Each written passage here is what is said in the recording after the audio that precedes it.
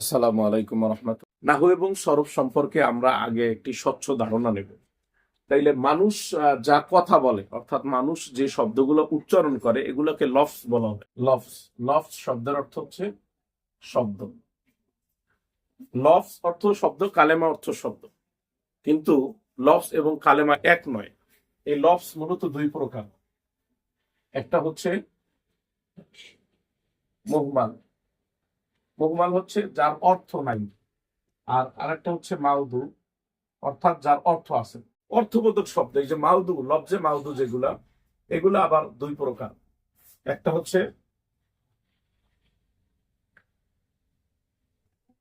হচ্ছে মুফরাদ, আর একটা হচ্ছে মুরাক্কাব। তাইলে শব্দ দুই প্রকার, একটা হচ্ছে মাউদু আর একটা মুহমাল। তাইলে লফজে মাউদু আবার দুই প্রকার, একটা মুফরাদ, একটা হচ্ছে মুরাক্কাব। মুফরাদের অপর নামই হচ্ছে কালেমা। তাইলে কালেমা সম্পর্কে আমরা বিস্তারিত আলোচনা করব। কালেমা, যেই শব্দগুলোকে একক অর্থ বোঝানোর জন্য তৈরি করা হয়েছে, সেগুলো কি কালেমা বলে। এই কালেমা হচ্ছে তিন প্রকার: এসএম, ফেল, হরফ। এসএম, ফেল, হরফ। কালেমা তিন প্রকার: এসএম, ফেল, হরফ। এসএম কাকে বলে? এসএম শব্দটির মূল অক্ষর হচ্ছে দুই, একটা হচ্ছে অসমুন আর একটা সমুগুন। তাইলে এসএম শব্দের শাব্দিক অর্থ হচ্ছে চিহ্ন বা নিদর্শন, যদি অসমুন থেকে আসে। আর যদি সমুগুন থেকে আসে, তখন অর্থ হবে মর্যাদাবান। যেহেতু এসএম ফেল এবং হরফ থেকে মর্যাদাবান, এই জন্য এসএম কে এসএম বলা হয়। এসএম কাকে বলে? যে সকল শব্দ কোনো কালের সাথে যুক্ত না হইয়া নিজের অর্থ নিজে প্রকাশ করতে পারে, তাকে এসএম বলে। আর যে সকল শব্দ নিজের অর্থ নিজে প্রকাশ করতে পারে কিন্তু তার কালের সাথে যুক্ত হওয়া লাগে, তাকে ফেল বল। নিজের অর্থ নিজে প্রকাশ করতে পারে না, সে যদি প্রকাশ করতে হয় তাহলে অন্য কারো সাথে যুক্ত হয়ে নিজের অর্থ প্রকাশ করে, তাকে হরফ বলে। তাইলে আমরা এসএম শিখি। তাহলে এসএম এর আলামত: এক নম্বরে হরফে জার হওয়া, দুই নম্বরে তানবিন হওয়া, তিন নম্বরে কোন শব্দের শুরুতে আলিফ লাম হওয়া। এগুলো এসএম এর আলামত। অর্থাৎ কোন শব্দের শুরুতে যদি হরফে জার হয়, তাহলে সেটা এসএম। যদি কোন শব্দের শেষে তানবিন থাকে, সেটা এসএম। আলিফ লাম যদি হয়, তাহলে সেটা এসএম। যদি তাসগীর হয়, তাহলে সেটাও এসএম। এবং ফেল কাকে বলে? ফেল হইল যে শব্দ কোন কালের সাথে যুক্ত হইয়া নিজের অর্থ প্রকাশ করে, তাকে ফেল বলে। ফেলের আলামত আছে কতগুলা। অর্থাৎ ফেল যদি শুরুতে কফ, সিন, সাউফা এগুলো যদি যুক্ত হয়, তাহলে ফেল। দুই নম্বরে যদি মুজারে বা মাজি এর ওজনে আসে, মুজারে বা মাজি এর ওজনে যদি কোনো শব্দ আসে, তাহলে সেটাও ফেল। তিন নম্বরে যদি শেষে যজম থাকে,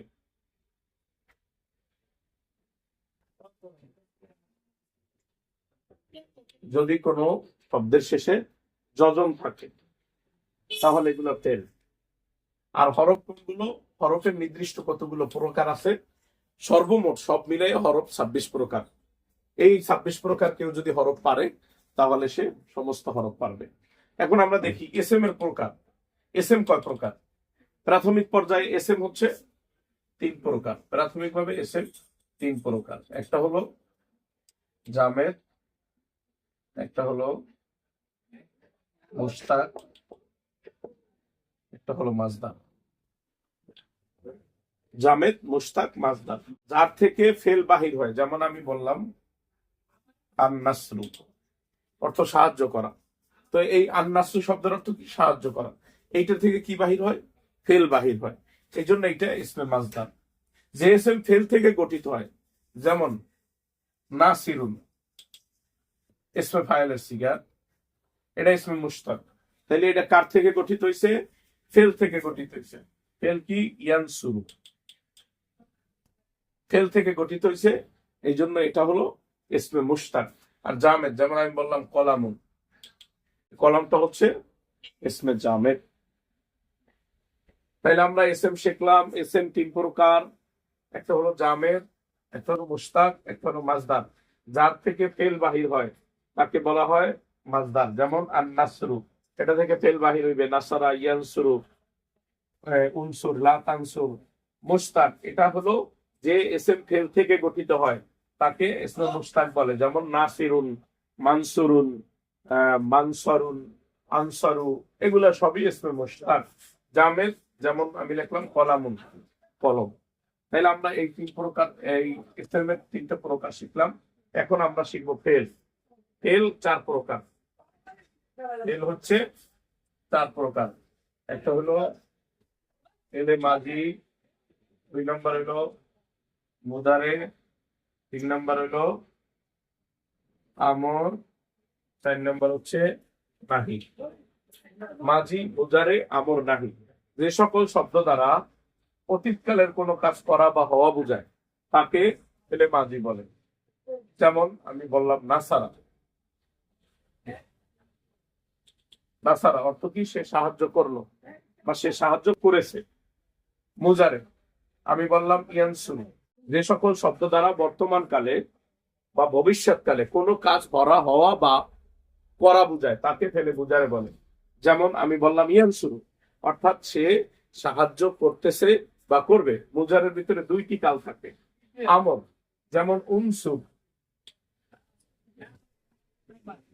উনসুর অর্থ কি? তুমি সাহায্য করো, এটাও আমরের সিগা। আর নাহি, না বোধক কিছু বোঝায়।